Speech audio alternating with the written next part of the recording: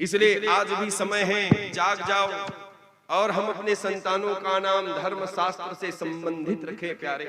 हाँ,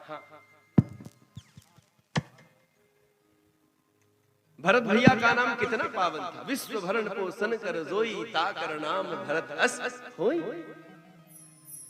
बंधुओं माताओं, हमको ये पता नहीं होगा कि राम जी और भरत दोनों के राज्य का मिलान करें तो दोनों के शासन काल में राम जी से भी 4 कदम आगे चलने वाले थे तो भरत भैया थे कि नहीं थे?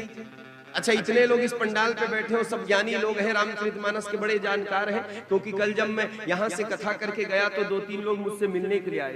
वो लोग कह रहे थे कमरे मुझसे, बोले महाराज आप रामचरितमानस के सूत्र जो बोलते हो ना हमें बड़ा अच्छा लगता है।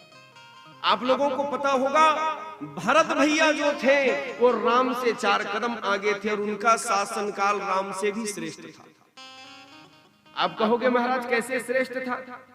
अरे जब भरत भैया नंदी ग्राम में कार्यवाहक राजा के रूप में जब राजपाट का देख रेख कर रहे थे, राजपाट चला रहे थे, तो अयोध्या में 14 साल तक किसी बालक का जन्म नहीं हुआ है क्या?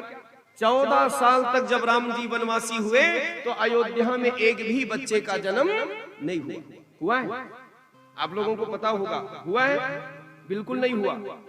14 साल तक एक भी बच्चे का जन्म नहीं हुआ। चलो अच्छी बात है, हमारे राम जी 14 वर्ष के वनवासी हो गए तो हम अपने इंद्रियों पे संयम के अंकुश लगा के कोड़े दे के उसे संभाल सकते हैं, ठीक है ना?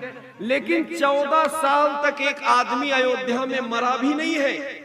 अब आप बताओ क्या काल पे हमारा बस चल सकता है क्या भाई? क्यों भैया बोलिए, काल पे हमारा बस चल सकता है? बिल्कुल नहीं। लेकिन अयोध्या में भरत जब राजा थे तो 14 साल तक ना किसी का जन्म हुआ और 14 साल तक ना कोई मरा। राम जी जब वापिस अयोध्या लौट के आए तो भरत भैया ने कहा, बोले भैया देखो राज को 10 गुना बढ़ा मिला है। कितने गुना? 10 गुना बढ़ा मिला। और 10 गुना बढ़ने का कारण क्या था? अरे एक भी आदमी का जन्म नहीं हुआ और सबसे ज्यादा संपत्ति, सबसे ज्यादा पैसा जो खर्च होता है वो किन में होता है? आवास में होता है। हमारे देश के प्रधानमंत्री आज तो सबके घर पक्की बनवा रहे हैं कि नहीं बनवा रहे? सबसे ज्यादा राष्ट्र का पैसा लगता होगा तो आवास में लगता है कि नहीं लगता? तो वहां 14 साल तक जब किसी बालक का जन्म ही नहीं हुआ तो फिर आवास की कोई योजना ही नहीं।